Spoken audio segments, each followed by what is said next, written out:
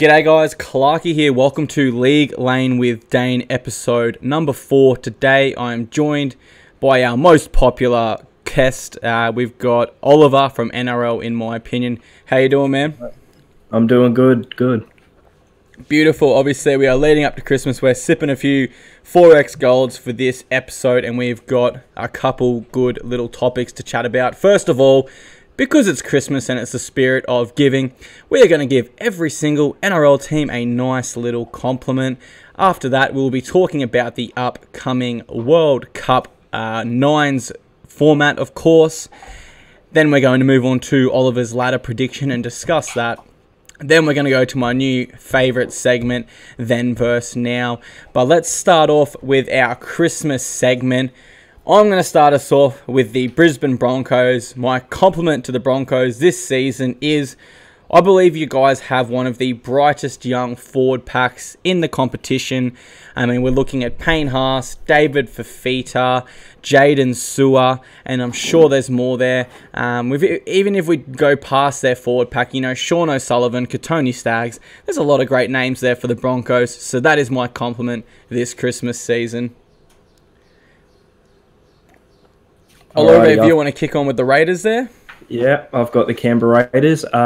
So if Josh Hodgson and Elliot Whitehead are any indication of how Ricky Stuart selects his UK talent, then I think it's John Bateman and Ryan Sutton should be in for a good stay at Canberra.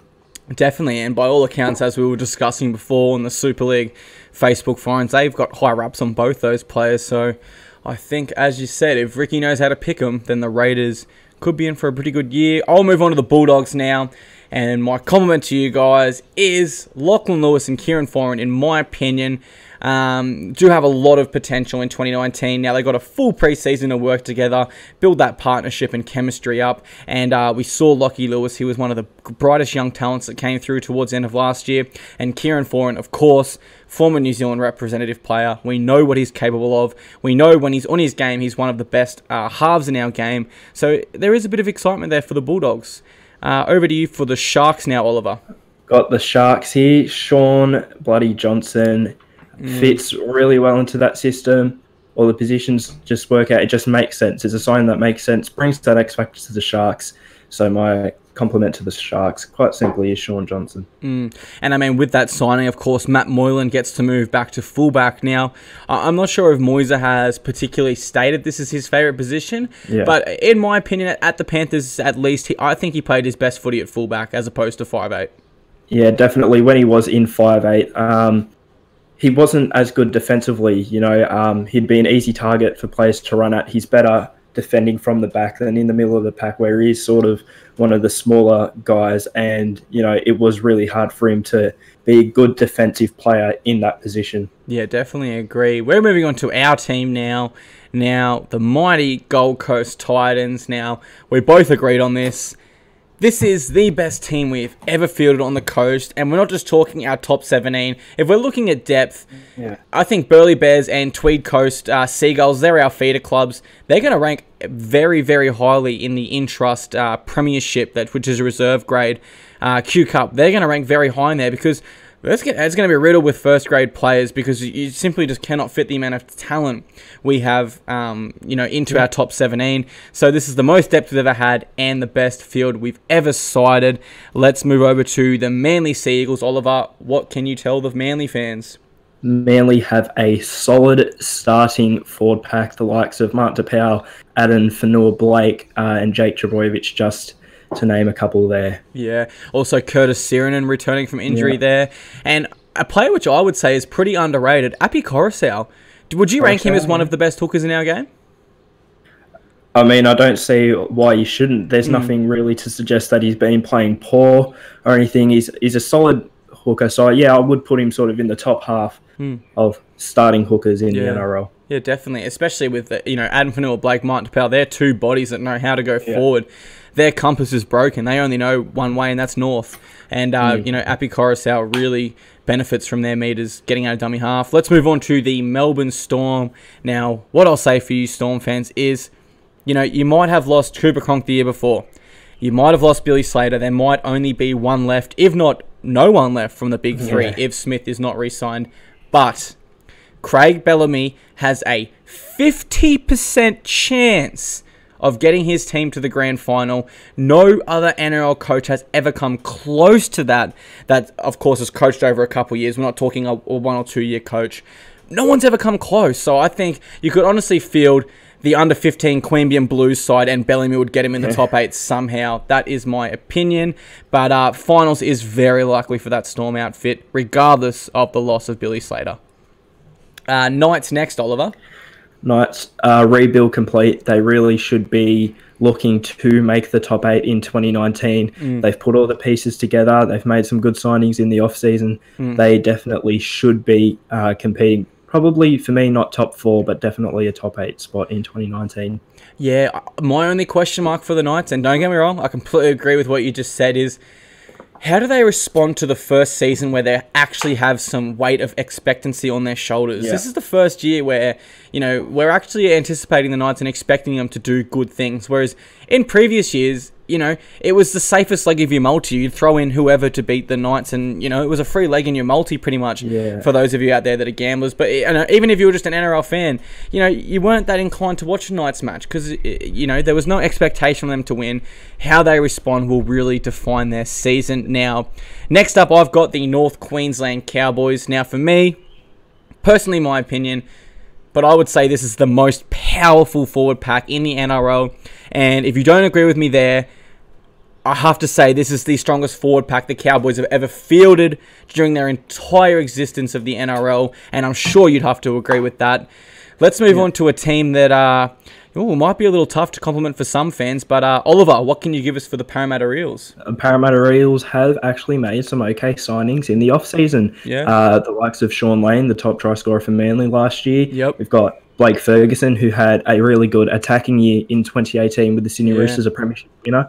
And the Parramatta Eels also really needed to improve that forward pack, and I think they have done so.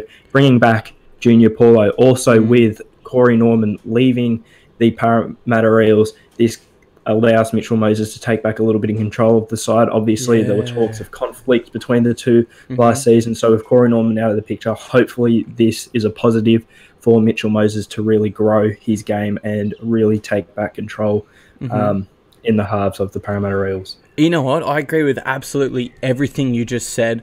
Parramatta Eels struggled to score points. Let's sign a team's top try scorer that's also a back rower, might I add you. We're struggling up the middle.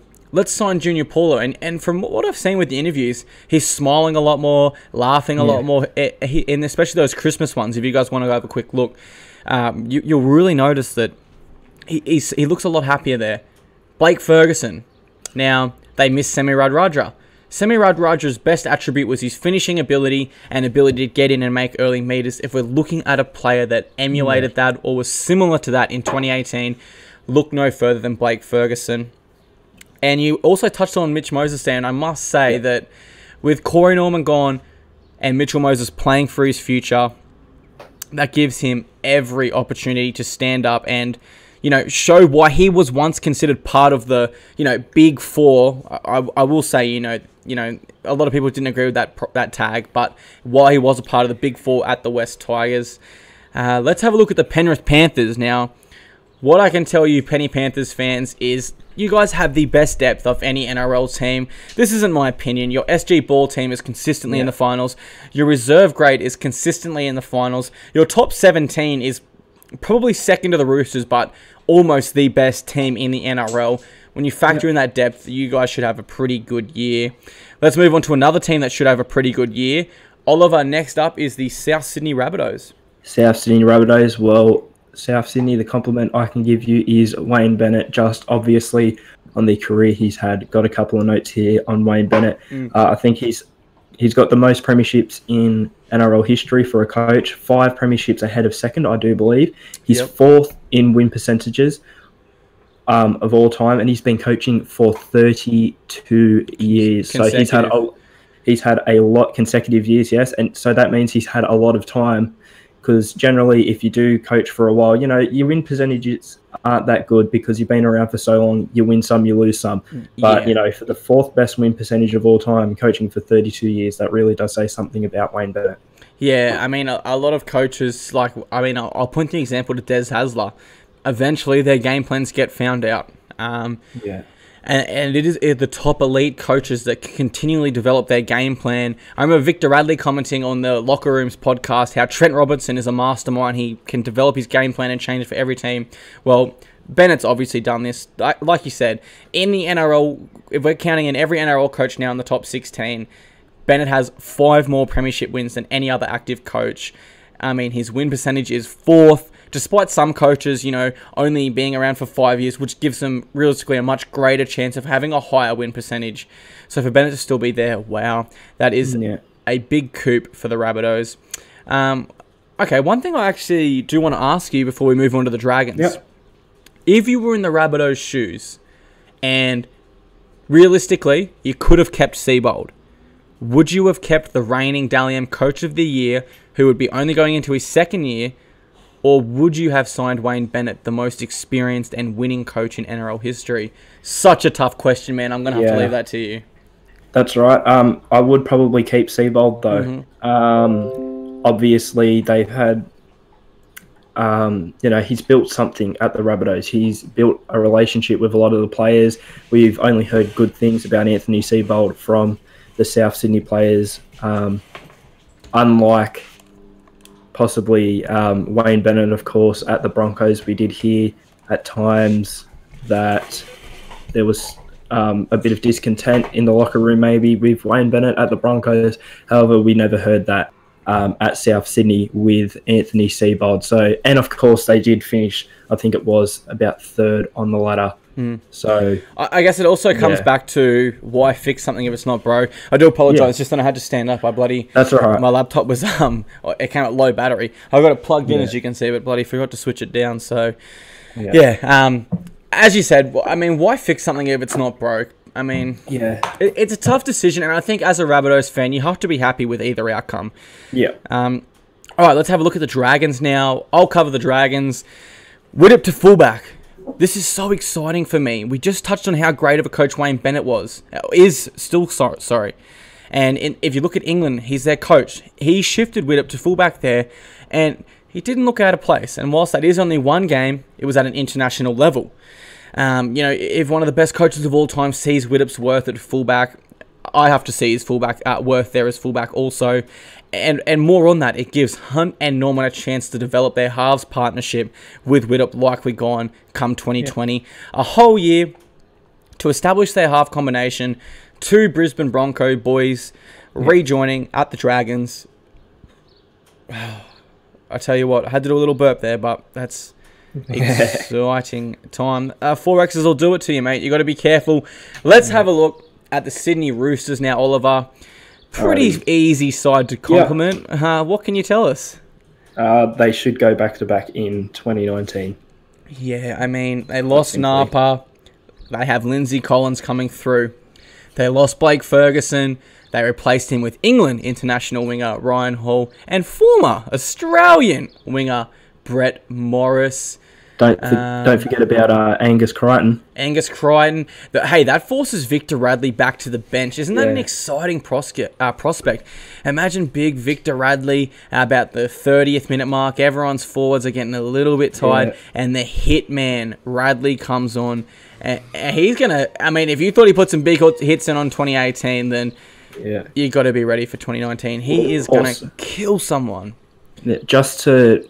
on the forward pack of the Sydney Roosters, even in the grand final, Dylan Napa was not brought off the bench until halftime, I believe it was, in the grand final. Absolutely crazy. You'd think it'd be someone that might even start, but that just shows, I don't know, maybe the stamina that the forward pack of the Sydney Roosters has if Dylan Napa doesn't need to come on until halftime.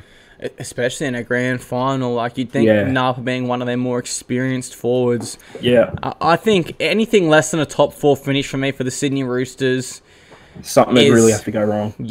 I mean, something has to go horribly wrong. I just can't see a scenario where that side misses the top 8.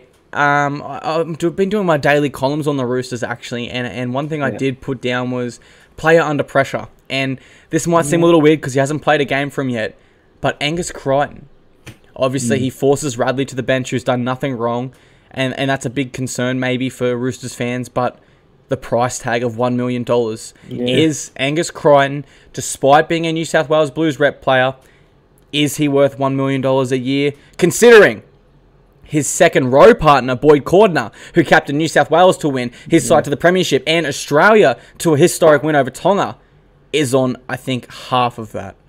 Well, I think it's also the argument of when Boyd Cordner will either re-sign with the Roosters at the end of his contract or go somewhere else, I think he will have a similar sort of price tag. It's just the matter of he hasn't signed another contract yet. So, there's always a bit of pressure when you're on money like that. However, with Angus Crichton, for me personally, I haven't seen or heard much about him actually at the Roosters this year. He's sort of gone under the radar a little bit. People are still talking about him, obviously, but from what I've seen with the Roosters' new signings, at least lately, people have been talking about the prospect of Ryan Hall when he comes back from his injury, or even Morris. So I'm sure once we get closer to the season, we'll hear a lot more about Angus Crichton. But for me, at the moment, he's cruising along okay. Of course, he's going to have some pressure on him. He's an amazing player going to an amazing club. But I think he'll be okay for me. Okay, and I know we've talked about the Roosters now, but I've got another question that's just come to my mind. You know what? These guys are the Premiers. They deserve our time. They deserve the fans' time. Let's ask another question about the Sydney Roosters now. Sure thing. Ryan Hall, Daniel Tupou, Brett Morris, 3 very good wingers.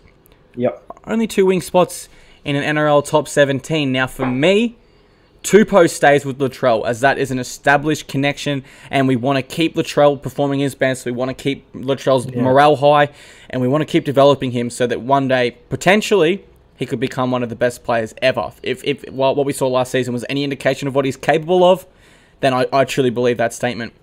But that leaves one other spot on the next wing. Now, do you go with former Australian winger Brett Morris, or do you go with international winger Ryan Hall there, Oliver? Well, it actually does make this is sort of unfortunate. It's going to sound bad, but it does make the decision a bit easier that Ryan Hall does have that ACL injury, because at first, of course, you do start Brett Morris. I believe, though, when Ryan Hall starts to come back, I believe you start him for the Bears in the New South Wales Cup. See how he goes, obviously, see if that injury's really healed, and then if Morris isn't performing that well, then you get Ryan Hall in. But I do definitely want to see Ryan Hall eventually put on the Sydney Roosters jersey, because he's been too good in the Super League and for England not to actually earn a start in the NRL. Yeah, the only thing for me that hinders his potential to play for the Sydney Roosters first grade side, and I mean, we have to factor in, he hasn't signed an NRL deal to come play reserve grade. That's not what, that's not what happens. But Brett Morris can play fullback. James Tedesco is going to be selected as the New South Wales Blues fullback. We can almost guarantee that.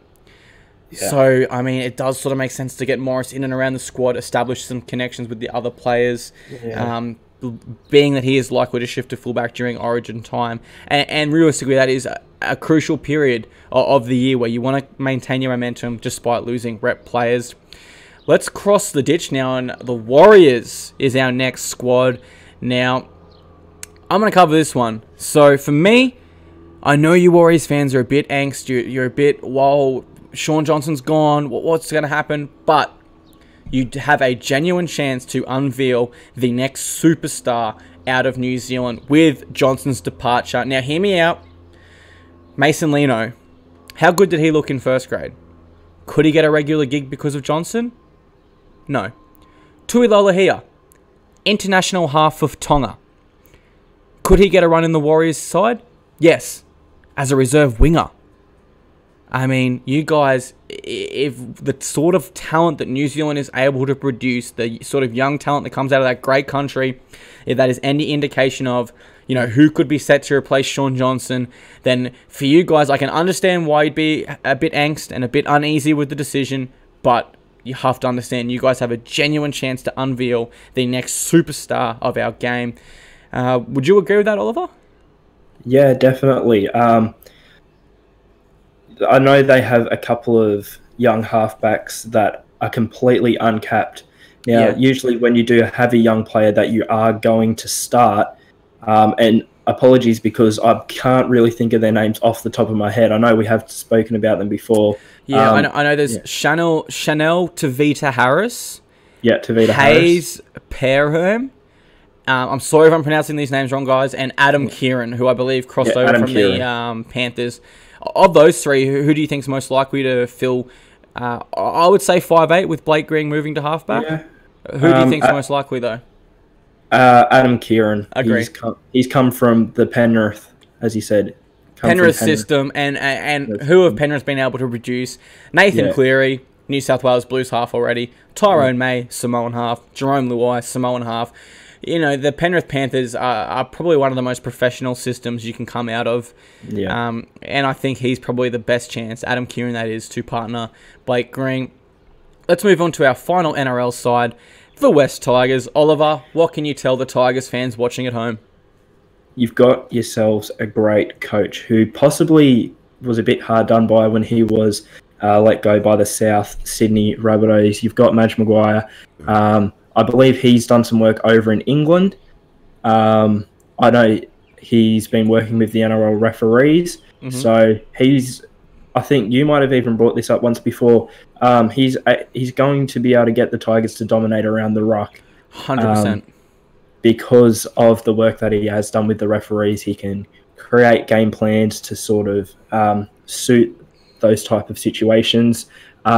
And, you know, obviously he's a premiership winning coach, and no matter who it is, if you're a premiership winning coach, you've got something to offer. They've got a decent side for me, not a top 8 side in 2019. However, good things to come for the West Tigers in the coming years.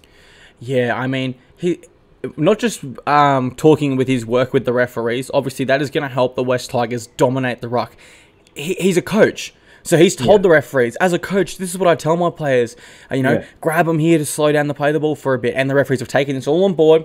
And now he has a chance to rewrite the whole game plan rulebook and completely trick, the referees at their own game. Now, in terms of coaching experience, he is still keeping up his, obviously, coaching the New Zealand Kiwis international side. So very, very dangerous for the West Tigers. If not top 8 side this year, you'd have to think it is coming soon. Yeah, they'll be close. Let's move on to our next topic today. Now, the Rugby League Nines tournament that will be taking place later in 2019 in October. Now, we went through earlier before the show, guys, and the NRL have confirmed there is 12 teams that will be playing, and we believe those teams will be similar, if not the same, as the World Cup just gone. Australia, New Zealand, England, Tonga, Samoa, Papua New Guinea, Fiji, Ireland, Wales, France, Scotland, and Lebanon. All right, now we've got through that. We have our possible inclusion, which me and Oliver came up with, Jamaica. Now, they've recently just qualified for the next Rugby League World Cup. Do you think the Nines format would suit Jamaica a little bit better than the 13-man code, Oliver? Yeah, well, I mean, if you do go off the stereotype, Jamaicans are fast. And when you've got all that space out on the field, you chuck someone from Jamaica the ball, stereotypically, or from what we know about Jamaica, they are likely to run very fast. And yeah. I mean, imagine like a 19-year-old Usain Bolt getting the ball in open field for Jamaica in the Nines. Yeah. I mean, the new Western Sydney Stadium is going to jump up and go crazy. And imagine the fans, the Jamaican fans. They're very likely to go the full 100 metres if they get the ball in open space. Let's go on to our most likely to win the Nines. Of course, we have to say, a little bit biased or what. I think the dog in front of me agrees. Australia. I mean, we're the number 1 in the rankings. I mean, we have the most experience in rugby league and produce the best rugby league in the world. So it's not a biased opinion, essentially, but I think we'd still win a Nines tournament. Unless Fiji strikes up a deal with their Sevens rugby team and gets them to come over and maybe play in this competition, I think Australia's got it. Yeah, I mean, and that was one of our dark horses we went through as well, Fiji. So if Fiji, I'm not sure how the eligibility rules would work for this, but if Fiji were able to bring over some of their sevens players, that is a dangerous thought, given they won a gold medal in, was it the Olympics or was it a sevens World Cup? I think, well, sevens World Cup, I think they've pretty much dominated that for a few years now, so I think it would have been the Olympics. I mean, if they can bring those players over, that is dangerous. And I don't really have any other word for it. Yeah, it's just I know dangerous. Yeah. And I know it sounds like it could be a joke. Oh, yeah, they might as well just bring their union side over. But they probably could. Like, they probably could actually work something out. If not the whole team, just like a couple of players from this good. If I was Fiji, I'd do it. Oh, 100%. I mean, the publicity for the small island. And I mean, all right, so New Fiji are trying to get a team. They have a New South Wales Cup bid in reserve grade, and the NRL are still, going through all the boxes. Oh, maybe we'll see. If they win the Nines, how can you deny them? Exactly. I don't see a way the NRL can deny them. So if I'm Fiji, I'm signing... I don't know. If I can sign John Cena from WWE or LeBron James, I'm signing them, and I'm trying to get this as much as I can. Yeah, and as well, if you get a couple of these sevens rugby players over to play in this competition, you could sort of say to them, "Hey, we're thinking of starting up a Fiji rugby league team in one of the lower grades. Why don't you do a code switch and come play there? Get that some publicity." And then we have a genuine pathway for a nation that produces.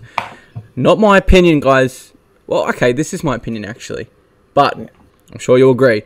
A nation that produces some of the best talent we've ever seen.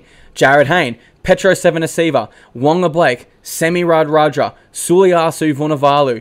I mean, the list goes on. Fiji know how to produce superstars, and if they have a genuine pathway into the NRL, a lot more young players from that country are going to be inclined to pick up a footy when they're younger, play, because they can see their heroes and see the pathway. Whereas now in Fiji, they uploaded a video last night, man. They were training, throwing rocks around. They were doing bench press with like a log or something. And their thing was, make it happen, however, which shows they're dedicated. So if the NRL can sort them out a pathway, I've got no doubt they'll do very well. Yep. Let's move on to your predicted ladder for the 2019 season. Now, I will warn you, Oliver. I did something very similar to this, and I copped a lot of backlash. I had Raiders winning the spoon for me. And, there was a couple passionate Raiders fans that come at me. Yeah. A couple unliked the page. That's how upset they were. So I must warn you, mate. You've agreed to go ahead, but there might be a few nasty comments. So prepare yourself. Yeah, Take me through your top 8. Top 8? Do you want me to go 8th to 1st or 1st to 8th? Yeah, let's go 8th to 1st. 8th. This one could be a bit of bias, but Gold Coast Titans. Mate, I'm not going to argue. You can all see the hat I'm wearing. Yeah. If they're going to finish in the 8 any year, it's got to be this year. Agree. Completely. Like, this year has to be it.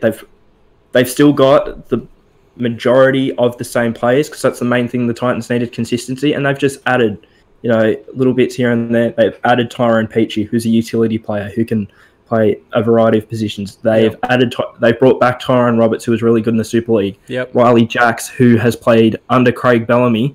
What about Shannon Boyd, who's Brian Kelly? Brian Kelly. If one thing we lacked in 2018, you could potentially say it was a little bit of X factor out wide. Now that's no knock against Anthony Don, Dale Copley, Branko Lee, and Philip Sammy. Yeah. Sammy had good X factor, so I'll leave him out of there. Yeah. But they're all consistent first graders, but they don't have the X factor that Tyrone Peachy and Brian Kelly possess. And now we have that. Yeah, well, with Philip Sammy, yes, he did have the X factor, but for me, he didn't show it consistently. Maybe every few games, he'd make the highlight reels. I think in a game against the Warriors, he pretty much did like a basketball ankle breaker on Roger Tuivasa-Sheck, or stepped around him. Do you remember who was commentating? Was it who was it? Andrew Voss. And he goes, Bossy. he has two of us as checked. Two of us as checked. Yeah. Oh, I love that. Having a few beers with the boys, hearing that. Watching Sammy race over for a try. It didn't get much better as a Titans fan in a year that was otherwise a bit, how's your mother going for us? But, all right. So, who have you got at number 7 on your list? Number 7, the St. George Illawarra Dragons. Yeah, I agree. I can't see a scenario where these guys miss the 8 now with the signing of Norman. Even when they lose Ben Hunt for Origin, I mean, Widdop back to the halves, Dufty to fullback. It's a pretty handy replacement to have Dufty even if he's sitting in reserve grade. However, though, I don't see a situation like they've had the past few years where they're like first for a few games. I don't think they'll storm out of the gates like the past few seasons. Sure, they'll make the finals, but I don't necessarily think... I mean, you've got the Sydney Roosters now, who, for me, well, this is a bit of a spoiler, but I think they're going to be first for most of the season, so I don't see the Dragons doing too much, even early on. Yeah, I can agree with that. I can definitely agree with that. Now the Sydney Roosters have formed their chemistry. We looked at 2018. There was a couple games where Cooper Cronk looked a little bit out of sorts. He didn't have Smith or Slater to rely on. Tedesco, in particular, for the early rounds, looked very out of sorts. He didn't look himself. That won't be the case in 2019. No. Number 6, you've got the Newcastle Knights. The Newcastle Knights, yes. Here we go. Tell me why you've decided to put the Knights this prominently in your top 8. Well, as I said for my compliment for the Knights, the rebuild's complete, sort of like the Titans. If they're going to make the finals, I think it really needs to be this year. They've added players where they need to add players. They made good signings, similar to what they did in the 2017 off-season where, they made a number of signings. They've done so again this year. Maybe early on, it'll be a little bit hard to find some consistency. However, that's why I've only got them in 6th and I've not put them higher up on the ladder. Of course, they've got the talent. Mitchell Pearce, former New South Wales. Time Blues halfback. Long time. Kalen Ponga, who we all know about Kalen Ponga at this point, what he can do is amazing. Connor Watson, who has still got room to improve as well. He's still only young. Yeah, if I can cut on you there real quickly, I will say, if people are a little bit sceptical of the switch to Ponga to 5'8", and I'm one of them, I agree. His best foot is at fullback. If we're looking to bring the best out of Connor Watson, who's also KP's housemate, they're good mates, but both young up-and-comers, Watson's best attribute is his ball running in open space and even creating open space. With the, I can understand why they wanted to put him at 5'8", because he'd played previously with the Roosters at Pearce, but at fullback, he has a genuine chance to, you two, you do the playmaking, you get me the ball in open space, I'll do the rest. And if we're, looking at KP at fullback last year, he was playmaking a lot. Yeah. A lot. He was a third half, essentially. And in Pearce's absence, this might be controversial, but I'll argue, at fullback, he was the main half, the man steering that ship while Pearce was out injured for that pec injury in 2018. So, to sum up quickly what I just said, KP in the halves, it's a natural switch to him. I don't think he'll struggle, but I do believe his best position is fullback. For Connor Watson, I believe his best position is fullback and a position where he can really focus on his running game, which in my opinion is easily his most dangerous attribute. Yeah. Let's move on to your 5th team now. Cronulla Sharks. You don't think all the adversity, no sponsors, losing their coach, their captain, participating in a boxing fight. What the hell, Gal? You've got way bigger problems at your own club. They've lost their best player. Holmes says, see you later. I want to bloody go throw the pigskin. What else? I mean, this club, they're in debt. They're in $4 million debt. This is a club facing so much adversity. And you honestly think they can, say, stuff you to all the adversity and finish so close to the top 4?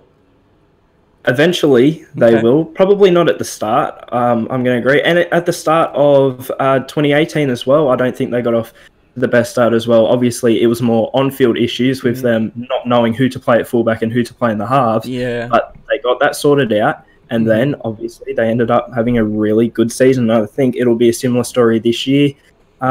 And making this selection as well, I'm looking sort of on-field because, yes, that stuff might affect them at the start of the season. However, as the season goes on, all the controversy, it's going to go away. And they've brought in someone who, I don't know, you might have heard of him before. His name's Sean Johnson. So, I think I have heard that name before. Yeah. Former Golden Boot winner in 2014, I think. I hope I didn't get that wrong. You know what? His name alone, for me, if what you just said is true, let's not focus on off-field instance. Let's focus on field. And you also said they typically get off to a slow start and progress as the season goes on. Well, who's going to miss the start of the year? Their co-captain, Wade Graham. What a boost halfway through the year when he returns, when they are finding their feet, finding the style of footy that suits them best with Sean Johnson. And you know what? Before, I was a little bit skeptical on you putting it at 5th, but you've convinced me, mate. I've come around. I think the Sharks will feature pretty highly in our top 8. Let's move on to our top 4 now, though. And you've got Bellamy's men. Now, we spoke earlier. It's impossible for him to miss the top 8. But you think they'll make the top 4 with Billy Slater gone? Yeah, but I think they'll just make the top 4. I don't think it'll be like how it's been the past few years for Melbourne, where they've dominated, made it. I think they might even just sneak into the top 4. It might even be a toss-up between like the Storm and the Sharks, possibly, because they are missing Billy Slater as well. They could very well be missing Cameron Smith, although they've got Brandon Smith, of course. It doesn't matter. Kiwi International. Doesn't matter. Cameron Smith. It's still Cameron Smith. Brandon Smith, yes, he's one of the best young hookers coming through. Yes, he can play lock. Yes, he's the current New Zealand hooker. But we're talking about Cameron Smith here, man. We're not talking about a player. We're talking about a referee. We're talking about an on-field coach. And to me, we're talking about the greatest player still playing the game. Yeah, well, let's hope he's still playing in 2019. I mean, exactly. I don't know. Because I don't think he said he was going to move clubs. I think, was he just going to retire if they didn't end up offering him that 2-year deal that we still don't know if they've offered him? He wouldn't, would he? It would have to tarnish his legacy, you'd think, if he went and did, unless he did what Cronk did and went and won a premiership with another team. But I mean, who needs a hooker? I mean, yeah. I saw an article. The Titans need to throw money at him, mate. We've got Pete's and we've got Mitch Rain. We do not need Cam Smith. That would and Cam Smith is a short-term fix. Yes, he'd get us in the top 8, I believe, but long-term, no. And the thing is, too, you always notice when a star player is, off contract or looking for a club, the Titans are always one of the clubs that are thrown right there because we don't have a superstar player. We don't have the marquee player. Yeah, we don't have that. So they think the Titans have got to get him. But and it's not always the case. And our third parties aren't taken up. We've only spent about, I believe it was 150k in third parties. Not sure which player that's with. I would think Ash Taylor. Maybe Shannon Boyd. Perhaps as well. Because he's on a lot of money. I know we did have a jersey sponsor, Tripper Deal, who sponsored our side here. And when Hayne was at our club, they were paying him about 300, 400k. So, we do have the potential in just third parties to lure another big name. So I can understand that. Yeah. One more question I have before we move on to the top 3. Yep. Will the Storm still be a top 4 side if Cam Smith retires? I don't think he will. I think he'll end up re-signing, obviously, but that's a tough one. I still think the Melbourne Storm have got a really good side. Obviously, they've got those young players coming up. Yeah. But the Melbourne Storm, although they did get maybe all the glory, when Smith, Slater and Cronk were there was still other moving parts. You can't just have those 3 and then like a crap side. Obviously, they made those players play better. However, they still had, a really good side. So, I mean, with those players gone, I still think they're a top 8 side. Maybe not top 4, but they still have a quality side. Cameron Munster maybe needs to be moulded a little bit more into a leader. So that would be good if Smith did stay for those 2 years as well for Cameron Munster to sort of mature a bit. Yeah.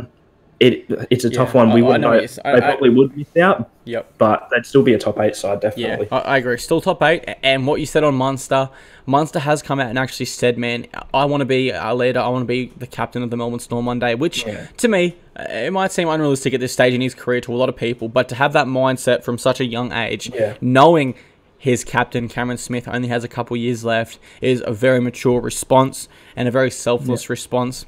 Let's move on to your top 3. Yep. Rabbitohs, Panthers, and Roosters. Now, I agree with the Roosters and Panthers being up there. Rabbitohs, you don't think the departure of Jason Clark, Angus Crichton, the new coach, you don't think that'll affect them too much? That new coach is Wayne Bennett, though. Can I just say that? Okay. It is Wayne Bennett, Also, yes, they have lost some players, but they still have the bulk of that side that did get them to where they were in 2018. Damien Cook was so influential for that South Sydney Rabbitohs side. He got them moving. You know, at times he'd make runs out of dummy half and, you know, get all the players going forward, sort of set them in the right direction a bit. Yeah, he had a real big influence. Some may argue. Breakout year. Yeah. The fact, I think I've said this on a few podcasts now, man, maybe even to you, but I just can't fathom that Michael Maguire had this dude stuck behind Robbie Farah on the bench. And it's no knock to you, Robbie Farah. You're a great hooker. You're a great player. But just Damien Cook was stuck on the bench. I can't believe it. I mean, if Maguire plays Damien Cook, and this is another thing I've said a few times now, but every time we talk about Damien Cook, it fires me up and it brings something at me. I've got to say it. Yeah. If Michael Maguire straight away said, Robbie Farah, mate, you're a great player, but your best days are behind you. I'm looking to the future. You're going to be a reserve grade. Cookie, you're my full-time hooker. He wouldn't have been sacked. Yeah. Because another thing too. I'll tell you what's even worse. Thinking back a little bit further, Des Hasler chose Michael Leisha over Damien Cook at the Bulldogs. And he let Ennis go for Leisha. That is I mean, Leisha, I don't know if you watched him on 20s for the Sharkies, but he was great. He had a great running game, similar to Cook. But he's had good moments at the Dogs as well. I'm not trying to knock Michael Leisha, but I mean, it's Damien Cook we're talking about. I agree. Yeah, absolutely. Now, Panthers and Roosters, completely agree with you there. They both have so much depth and talent. They will be there in the top four. Your bottom eight now: Bulldogs, Tigers, Warriors, Cowboys, Broncos, Eels, and Sea Eagles. Yep. To me, if I'm looking at your bottom four there, I think Cowboys and Broncos will finish a little higher than you're predicting. I just think Cowboys have such a strong pack, and with Michael Morgan there, and, you know, part of the reason I think they struggled in 2018 was coaches had read JT this late in his career. They knew he gets the ball off the second block. JT looks to distribute to this player, and a lot of players got in JT's face, and they did struggle as a result. However, Paul Green's now recognised this and said, you know what, boys, this preseason we're focusing on giving you guys a free license. We want you boys to throw the ball around. We want you to be creative, and we want you to take opportunities when you see them. Now, we're talking, you know, a very explosive and dynamic backline led by Michael Morgan, who hopefully is back to full fitness. And, you know, behind Tamalalo, Scott Bolton, Matt Scott, Jordan McLean, Cohen Hess, Gavin Cooper, John Asiata, Ethan Lowe. I can't see a scenario where the Cowboys finish that low, man. I just want to add quickly. For me, between 7th and 12th, so I'm going to say between maybe even 6th and 12th. So between Newcastle and the Cowboys, that is very interchangeable, and that where those teams end up will be decided very late in the season. I will agree to that. It is going to be a close season. That's why a couple of these teams, you know, I might have put them in maybe some unpopular positions, but for a big, probably about 6 or 7 teams, it is going to be it's going to be late in the season for where we see who finishes where. I agree, and I'm certainly hoping it's not the same as last year where we knew who our top 8 was coming pretty much into round 23. I'm hoping we have a battle right until the end of the season. One other change I would say, I think the Broncos will feature a little bit higher. I think they'll be around the top 8, if not in it, and I think they will start the year very well. I don't think that's a question. The question for me is, how do their young forwards respond to their first full year of 25 hard rounds of NRL? How do their bodies cope towards the end of the year? How serious do they take their recovery? Do they realise how important it is? And, you know, this is all just questions, guys. I'm not suggesting in any way the Broncos' young guns aren't going to do that. But they do raise some serious concerns for me. But I think they'll have a strong start. Whether they finish in the top 8, I think they will. But I can also see why, as you said, if it is nice and tight, 7th to 12th, how they could finish down there. And I'll quickly finish by saying the Sea Eagles are a dark horse under Des Hasler. I know you've got him as your wooden spoon there, but Do you agree with me? Do you see where I'm coming from? They could be a dark horse. As we said, they've got a great forward pack as well. Starting forward pack, it's their depth that is a little bit concerning, and maybe and even just depth. Looking at their bench, once they go to their bench players, they lose a lot. We're doing my predicted 17s today, man. They lose a lot of skill and experience straight away as soon as they go to their bench. Yeah, and for me, they are going to have to change a fair bit. Maybe it's going to be a season for the Seagulls where they have got to try new things. They're going to be forced to maybe change up even their lineup a little bit, where players play, just to try and get something. They can't do what they did in 2018. They've got to really, experiment, I guess, with their squad a bit. Maybe even put faith in some young players, because God knows they can't really sign anyone too decent right now. Exactly. One thing that they do have going in their favour, also something I just thought of then, is Curtis Sirenen's a natural ball player. Even though he's a bigger boy, he's a pretty good ball player. And I think if LG and DC's combination is struggling, that will definitely help them, having a man like Curtis Sirenen also able to ball play. Let's move on to my new favourite segment, guys, and something that is here to stay. And if you want to comment your suggestions down below on ones we should do in the future, feel free to do so, and we'll definitely look at getting them on the show. Then versus now, our first matchup, Petro Civoniceva versus Andrew Fifita. Man, I don't even want to try to begin to decide this one, so I'll hand it to you, Oliver. Very close, but for me, I've got to go Petro. Just the respect that I personally have for the man as well. Had a great career, winning a premiership at Brisbane. Or was he even there for the 2000 premiership? I'm not quite sure if he was playing then. I know he was there 2006. Obviously, it was also a credit to how good of a player he was. When he did go to Penrith in 2008, they handed him the captaincy straight away, and he was captain of the Panthers for his duration at the club. I think it was 2010 as well. A Penrith Panthers side that a lot of people probably weren't expecting to do too well did actually finish second on the ladder. I know when they did get to the finals, they did choke a bit. That was the year, obviously, the Dragons were absolutely amazing. But even because people sort of focus on his time at Brisbane, he did have sort of a good stay at Penrith as well, and then obviously returning to the Broncos in 2012, and then playing at the Redcliffe Dolphins even in 2013. Just about to touch on that. My favourite Petro moment was after his NRL career, when he decided to play Fiji in the World Cup. Giving back to his country, giving back to the game. I thought that was so spectacular. My pick, probably the same as you. I'll take Petro over Fifita. He's a little bit more consistent, although on his day, I believe Fifita probably is a little bit better, a little bit more X factor. And also a similar favourite moment for me with Andrew Fifita is the fact that he, devoted his rep games to his country of Tonga, something I really respect and something I don't think Fifita gets enough respect for. Yeah, well, from what I've heard with Andrew Fifita now, I'm not sure if this is completely true. Obviously, he does get a bad rap, but sort of to defend him a little bit on the whole front of him playing for Tonga, of course, a lot of people have seen it as a negative. From what I've heard, his reasoning for actually doing so was he's played for Australia. He's played and won. I think he even won the series with New South Wales in 2014. I think he was in that squad. Won a premiership with Cronulla, but he's never really been able to have a real run with Tonga. And he's played for Australia, won a series with the Blues. He's done that.